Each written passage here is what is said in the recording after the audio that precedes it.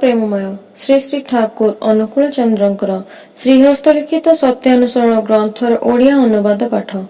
ସନ୍ଦେହ ଅବିଶ୍ୱାସର ଦୂତ, ଆଉ ଅବିଶ୍ୱାସ ହିଁ ଅଜ୍ଞାନତାର ଆଶ୍ରୟ।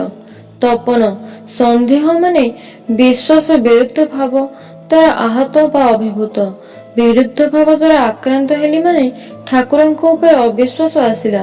ସେତେବେଳେ ତାଙ୍କ ଭିତରେ ଯେଉଁ ଜ୍ଞାନ ତା ଆଉ କହିପାରିଲିନି। ଶ୍ରୀ ଶ୍ରୀ ବଡ଼ଦା ଜ୍ଞାନ ଥିଲା, ଏବେ ଅଜ୍ଞାନ ହୋଇଗଲି। ତପନ ମୋର ଯେତେବେଳେ ଅବିଶ୍ୱାସ ଆସିଲା ସେତେବେଳେ କହିବାକୁ ଚାହୁଁନି ତାଙ୍କ ଭିତରେ ଜ୍ଞାନ କେତେ ଦୂର। ଶ୍ରୀ ଶ୍ରୀ ବଡ଼ଦା ଠାକୁରଙ୍କୁ ନେଇ ଟଣାଟଣି କରୁଛୁ କାହିଁକି? ସାଧାରଣ କଥା କହ। ଚଣ୍ଡୀଦାସ ବିଲ୍ୱ ମଙ୍ଗଳ ଏମାନଙ୍କର କିଛି ହୋଇନି?